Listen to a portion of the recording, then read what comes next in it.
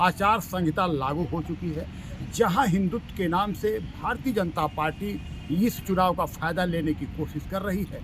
वहीं अखिल भारत हिंदू महासभा के झंडा के नीचे प्रोफेसर सत्यदेव राय चुनाव लड़ने के लिए ठान लिए हैं। आइए हम जानेंगे जो चुनाव होता है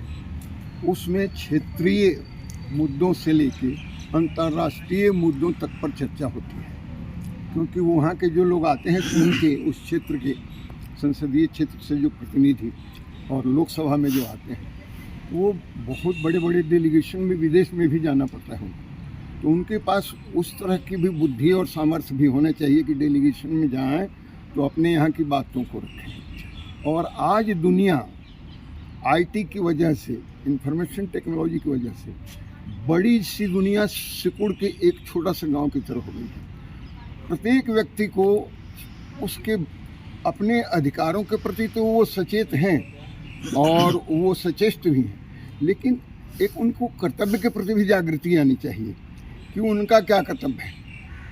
मैं 543 की बात नहीं कर रहा हूँ, मैं 400 दे दूंगा कि मोदी जी ले जाइए 400, मुझे 400 नहीं चाहिए। मैं 143 में एक मैं हूँ, प्रोफेसर सत्यदेव राय 143 है,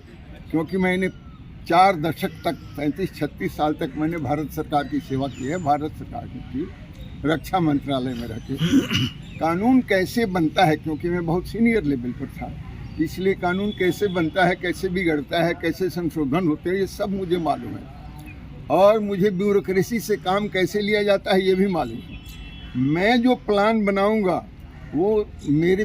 अंडर जितने भी ऑफिसर आएंगे, चाहे वो डीएम होंगे, चाहे वो एसपी होंगे, चाहे वो कमिश्नर होंगे,